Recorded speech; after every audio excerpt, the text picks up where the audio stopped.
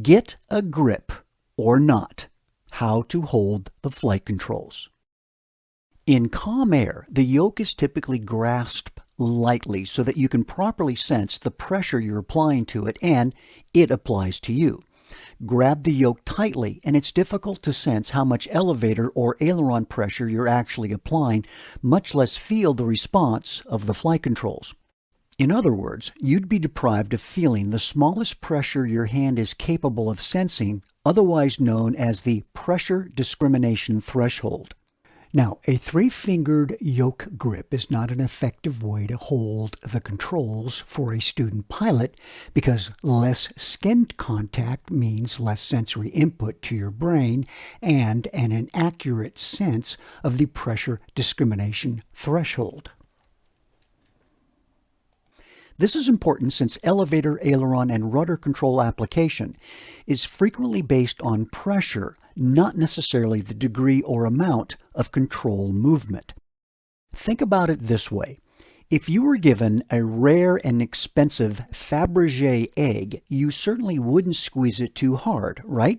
You'd probably hold it lightly in your hand, allowing you to sense the pressure you're applying so that you avoid damaging the egg, much as you would do if you were holding the rare and delicate Fabergé chicken that laid that egg.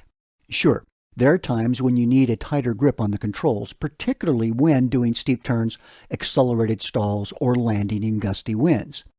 Good pilots, however, never use more force on the yoke or pedals than is absolutely necessary. They don't use any less force on the yoke or pedals than is necessary either.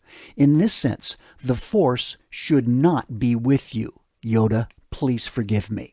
This is why nearly all airplanes have an elevator trim wheel that moves an elevator trim tab. Turning the trim wheel, or rotating the trim handle in some airplanes, moves the trim tab, which is a small flap-like appendage located on the trailing edge of the elevator surface. Movement of the trim tab aerodynamically deflects the elevator surface up or down, which keeps you from having to apply pressure on the yoke to physically maintain your target attitude. You move the trim wheel to trim away unwanted control pressures.